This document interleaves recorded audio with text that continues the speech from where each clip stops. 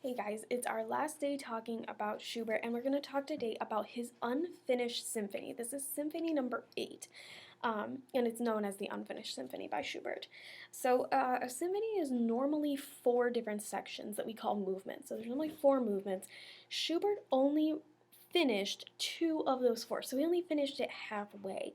And then the other 2, one of them we have kind of sketched out, like he started to write it but didn't finish.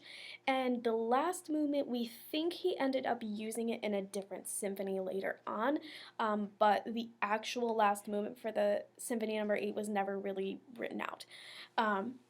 And so he started writing this and wrote most of it in 1822, and he lived for another 6 years after that. So this thing sat around not finished for about 6 years before he died.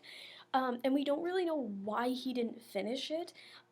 It could be that he got distracted by other works. He was writing a lot during this time, and he maybe just got distracted by the other stuff that he was writing. Or it could be that he got like the world's worst case of writer's block. The first movement and the second movement were pretty similar, and the third movement started to look pretty similar to the first two. And so it might have just been that the idea that he had for this symphony wasn't working out, and he couldn't figure out a way to make it interesting past 2 movements and kind of gave up on it. We don't really know for sure. But what we do know is that while Schubert is kind of nestled into the Romantic era, um, we know that he was really influenced by classical composers, and he was at the beginning of the Romantic era.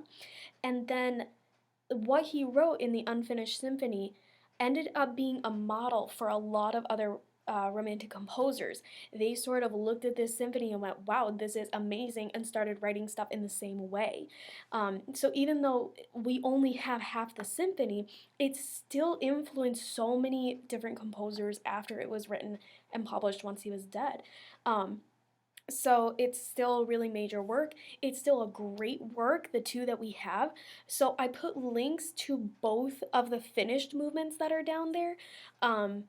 And so take a little listen to both of those, and I hope you guys really enjoy it, especially just the way that the instruments work together in this song. I think is just absolutely beautiful. So I hope you guys really enjoy this. This is Symphony number 8, the Unfinished Symphony by Franz Schubert, and that's our composer of the week. Bye!